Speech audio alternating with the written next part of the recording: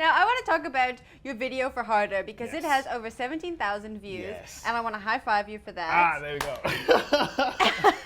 And I actually, when I see a video on YouTube, I always scroll down to the comments to see what people are saying. And every single comment was positive that I Yes. saw.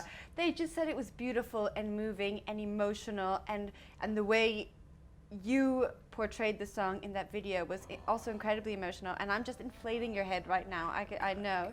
I know. I'll let you in on a secret. Yeah. I barely watched that video because I believe I don't want to hang out with that guy. That guy seems broody and sad. I just think I wouldn't be friends with that guy in the video. I wouldn't.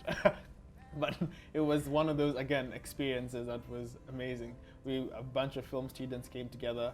We're like, you know what, we have a song, we have equipment, let's shoot a video. And after brainstorming for a couple of days, we went into the studio and shot it, and it came out beautifully, and people seemed to like it. And the emotion came through. So yeah, it's one of those situations that everything kind of worked out without necessarily forcing it to. I think good work came out of it. Did you sit and watch the video as more and more people, as the numbers started climbing, and you were like, yes, 1,000. I did, but I can't Yes, stand that 2,000. song anymore. Really? I'm just like, dude, talk to me. What's going on in your happening? life? I know. What's going on? What was going on in your life A when you lot. wrote that? Oh, sure. It was the first time I sat down to write about sort of my family background and history, and I tried to condense that into one song, and then this incredibly emotional piece came out of it. So it was just a culmination of like a lot of emotion, because I compartmentalize things. It's like, all right, this up there, I'll deal with you next week.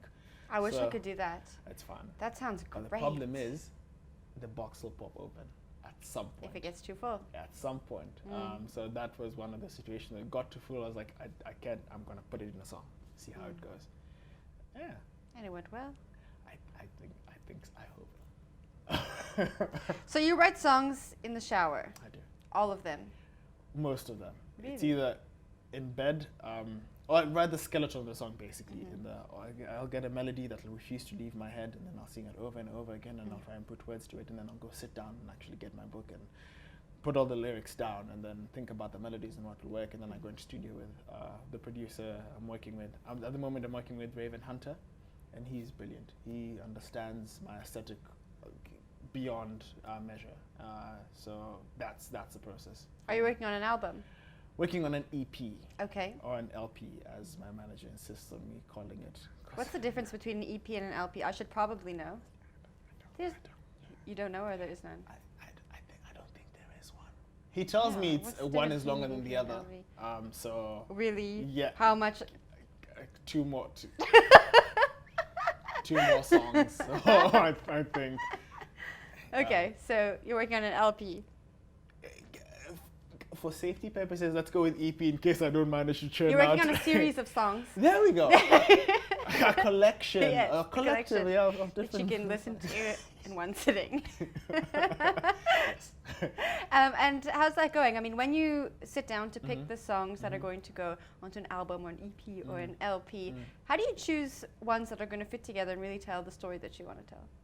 Just that, it has to tell a story. I often see a lot of artists putting different, beautifully sounding songs together in an album or an EP or an LP. I feel like we need to name all three of them. Yeah, now we've opened up that And box. there's no coherent, story. There's nothing. There's no overarching theme, and there's no thread that connects all the songs.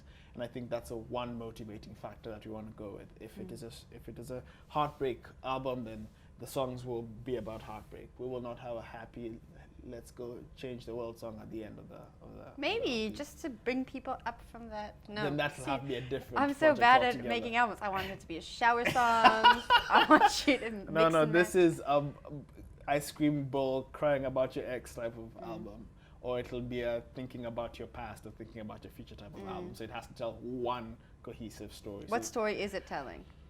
at the moment, it's the angst of youth, from us thinking that we're in love when we're not really, and then we end up making mistakes based on naivety, and it's just messy.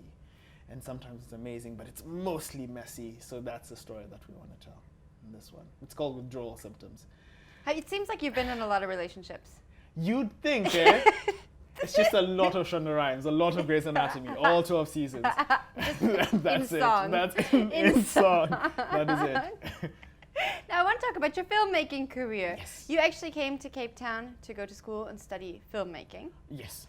And you were working on something. Well, at the moment I am. I'm working on a project, a school project, like school concept fair based on xenophobia. Something that I have an attachment to, being a foreigner, and it's just an interesting way of looking at it by giving some of the characters a sense of humanity and seeing where it goes from there. So that's the project we're working on. Did you move here by yourself? I packed up my life and I moved here by myself. Yeah. That must have been hard.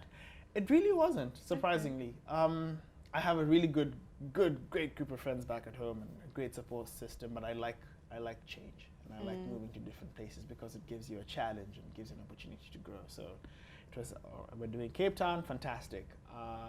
It was a 6-month decision, took 6 months to put everything together and packed my bags up and came, with not knowing a single person.